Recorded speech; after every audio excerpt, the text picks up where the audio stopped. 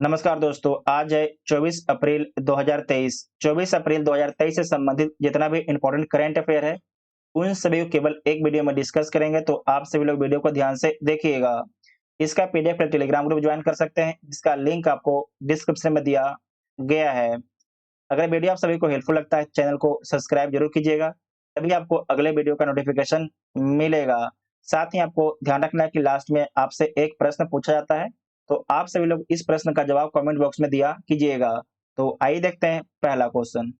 हाल ही में इसरो ने PSLV C-55 से किस देश के 2 उपग्रह को लॉन्च किया है? तो पीएसएलवी C-55 से जो है सिंगापुर के 2 उपग्रह को लॉन्च किया है और उसका 2 उपग्रह का नाम क्या है? तो एक का नाम है टेलियोस 2। जो टेलियोस 2 है, इसके बारे में याद रखिएगा कि टेली कम्युनिकेशन सैटेलाइट है और इसका जो वेट है, इसका वेट 741 किलो इसका वेट है। 741 किलो इसका वेट है। दूसरा आपके जो सैटेलाइट है उसका नाम है लिमलाइट 4। ये क्या है? तो आपको याद रखना है कि ई नेविगेशन सैटेलाइट है। ई नेविगेशन सैटेलाइट है और इसका वेट कितना है? तो इसका वेट आपके 16 केजी इसका वेट है। पीएसएलवी C-55 पूरी तरीके से व्यापारिक उड़ान था। इसमें सिंगापुर के 2 सैटेलाइट थे, ठीक है? लेकिन आपको ध्यान रखना है कि न्यू स्पेस इंडिया लिमिटेड के बारे में।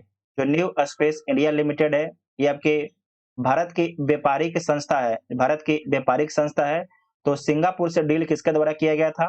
तो न्यू स्पेस इंडिया के द्वारा ही सिंगापुर से डील किया गया कि आपका जो 2 सैटेलाइट है हम उसे लॉन्च कर देंगे। इस बात को ध्यान में रखिएगा और आपको याद रखना है कि ये पीएसएलवी का जो है समतमनमे उड़ान था। पीएसएलवी का समतमनमे उड़ान था और इसे कहाँ से लॉन्च किया गया है? तो आपको ध्यान रखना है, इसे जो है आंध्र प्रदेश के श्रीहरिकोटा से सतीश धवन अंतरिक्ष केंद्र से लॉन्च किया गया है। फिर से बोलते हैं, आंध्र प्रदेश के श्रीहरिकोटा से सतीश धवन अंतरिक्ष केंद्र से इसे लॉन्च किया गया था, ठीक है? इतना आपको याद रखना है। उसके बाद इसरो के बारे में समझिएगा। इसरो की स्थापना कब होता है? इसरो, ठीक है? इसरो की स्थापना कब होता है? तो 15 अगस्त 1969 को इसरो की स्थापना होता है। कहाँ से लॉन्च करता है? तो श्रीहरिकोटा से लॉन्च करता है, आंध्र प्रदेश से। इसका हेडक्वार्टर कहाँ पर है? तो बेंगलुरु में इसका हेडक्वार्टर है। वर्तमान में अध्यक्ष कौन है? तो एस सोमनाथ इसके अध्यक्ष हैं, एस सोमनाथ। और जो इसरो है, इसरो का संस्थापक कौन है? तो विक्रम साराभाई हैं। विक्रम साराभाई इसके संस्थापक हैं, ठीक है? तो इतना आपको याद रखना है।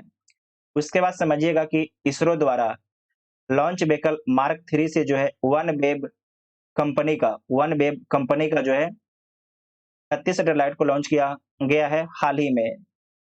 सऊदी अरब इस साल मतलब 2023 में अपनी पहली महिला अंतरिक्ष यात्री, जिसका नाम है रियाना बरनाबी, को अंतरिक्ष में भेजेगा। नासा और इसरो द्वारा संयुक्त रूप से विकसित पृथ्वी अवलोकन उपग्रह निसार सितंबर में भारत से लॉन्च किया जाएगा। तो आपको याद रखना है कि जो निसार है, नासा और इसरो का संयुक्त प्रोजेक्ट है, इसे नोट कीजिएगा, इंपॉर्टेंट पॉइंट है। जापान ने जो है चंद्रमा अंतरिक्ष यान को चलाने के लिए भाप का प्रयोग किया है, ठीक है? पहली बार जो है भाप का प्रयोग किया है। इसरो ने भारत का पहला निजी रॉकेट विक्रम यस को लॉन्च किया है। तो भारत का पहला निजी रॉकेट कौन है? तो विक्रम यस है। और आपको याद रखना है कि भारत की पहली स्पेस कंपनी कौन है? तो स्काई रूट एरोस्पेस कंपनी है। इसका हेडक्वार्टर कहाँ पर है? तो हैदराबाद में इसका हेडक्वार्टर है। हैदराबाद में इसका हेडक्वार्टर है, ठीक है? साथ ही एक पॉइंट यहाँ पर ध्यान रखिएगा कि भारत के द्वारा जो है 1999 से 2023 तक कितने विदेशी सैटेलाइट को लॉन्च किया गया है? तो 424 विदेशी सैटेलाइट को लॉन्च किया गया है, ठीक है? पीएसएलवी का फुल फॉर्म क्या होता है? तो पोलर सैटेलाइट लॉन्च व्हीकल इसका फुल फॉर्म होता है। नेक्स्ट है कि हाल ही में फसल बीमा योजना के लिए राष्ट्रीय पुरस्कार किस राज्य को मिला है? तो फसल बीमा योजना के लिए जो है राष्ट्रीय पुरस्कार कर्नाटक राज्य को मिला है, ठीक है? कर्नाटक राज्य को मिला है। और जो फसल बीमा योजना है, कब शुरू हुआ था? तो 18 फरवरी 2016 को शुरू हुआ था। कृषि और किसान कल्याण मंत्रालय के अंतर्गत आता है और इसे शुरू किसके द्वारा किया गया था? तो पीएम मोदी के द्वारा इसे शुरू किया गया था। इसमें क्या होता है, फसल बीमा योजना में अगर फसल खराब हो जाती है तो आपको बीमा मिलता है, ठीक है? उसके बाद समझिएगा कि पीएम किसान सम्मान निधि योजना, पीएम किसान सम्मान निधि योजना, इसके बारे में बीपीएससी पूछ चुका है और भी एग्जाम पूछ चुके हैं। तो पीएम किसान सम्मान निधि योजना को कब शुरू किया गया है? तो 24 फरवरी 2019 को शुरू किया गया है। इसमें आपको याद रखना है कि सालाना जो आपके है 6,000 रुपया दिया जाता है। हर 4 महीने में जो है 2,000 दिया जाता है और आपको याद रखना है कि 12 महीने में जो है 6,000 रुपया दिया जाता है सरकार के द्वारा डायरेक्ट बेनिफिट के माध्यम से। उसके बाद समझिएगा कर्नाटक के बारे में। ये आपके कर्नाटक है, कर्नाटक की सीमा गोवा, महाराष्ट्र, तेलंगाना, आंध्र प्रदेश, तमिलनाडु और केरला से लगता है। कर्नाटक की राजधानी बेंगलुरु है, मुख्यमंत्री बसवराज बोम्मई है, राज्यपाल थावरचंद गहलोत हैं, लोकसभा में 28 सीट है, राज्यसभा में 12 सीट है और विधानसभा में 224 सीट है। मराठा उद्योग रत्न पुरस्कार 2023 किसे दिया गया है? तो नीलेश सांबले को दिया गया है। मेलकम आदिशेषिया अवार्ड 2023 किसे दिया गया है? तो उत्साह पटनायक को दिया गया है। Business leader of the decade Kumar Mangalam Birla को दिया गया है।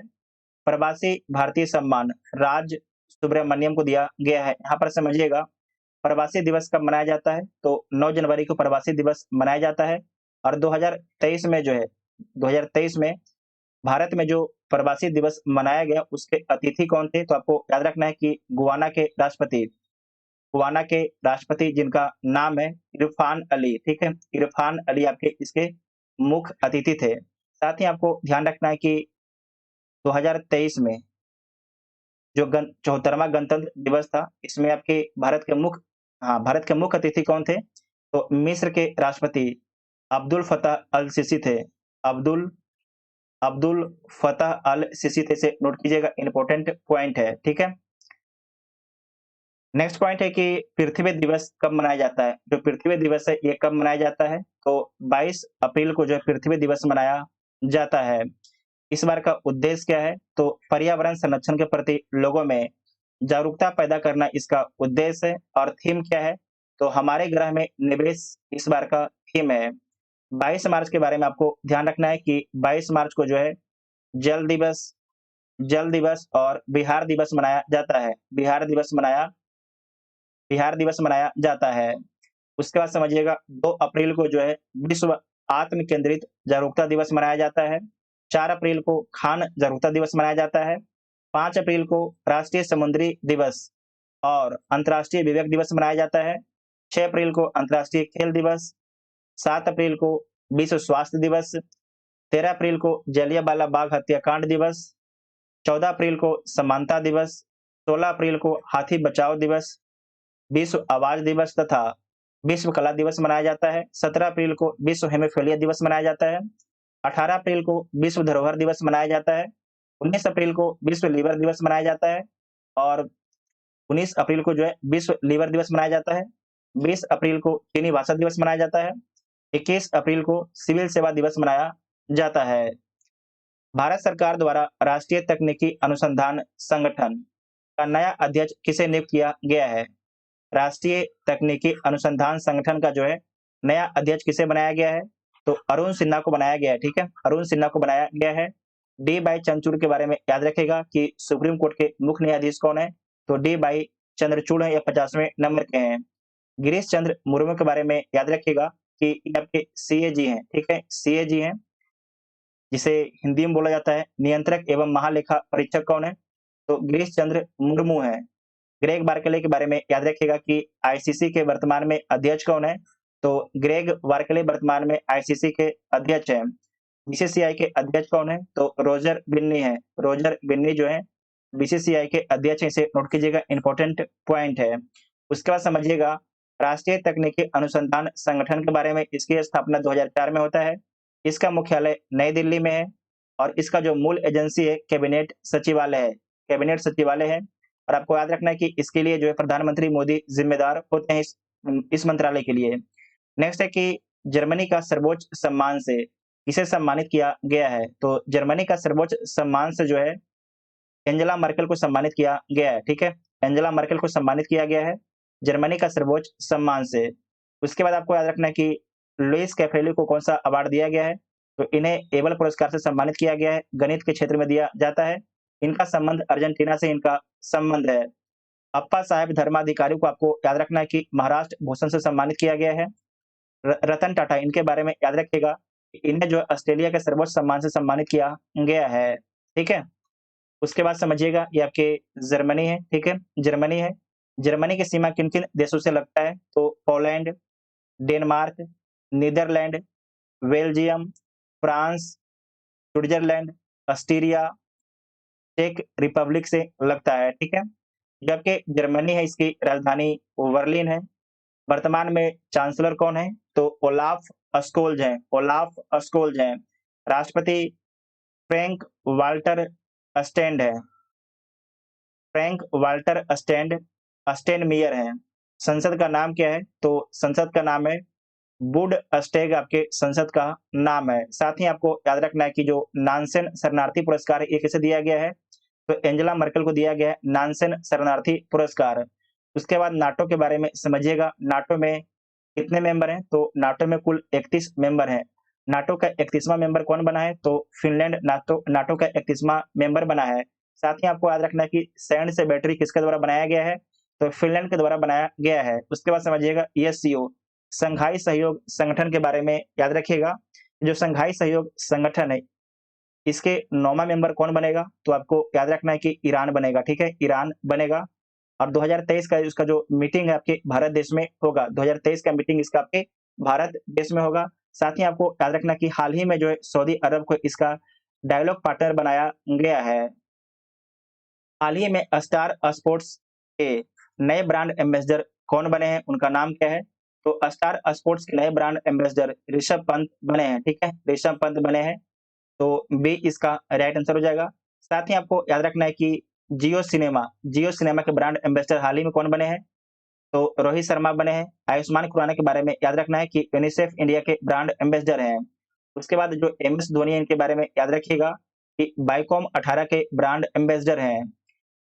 उसके बाद एशियाई हॉकी महासंघ एथलीट का एम्बेसडर कौन है? तो सलीमा टेटे हैं। यूनिसेफ इंडिया के नेशनल एम्बेसडर देख चुके हैं, आयुष्मान खुराना है। उत्तराखंड का ब्रांड एम्बेसडर कौन है? उत्तराखंड के ब्रांड एम्बेसडर कौन है? तो प्रसून जोशी हैं, प्रसून जोशी हैं।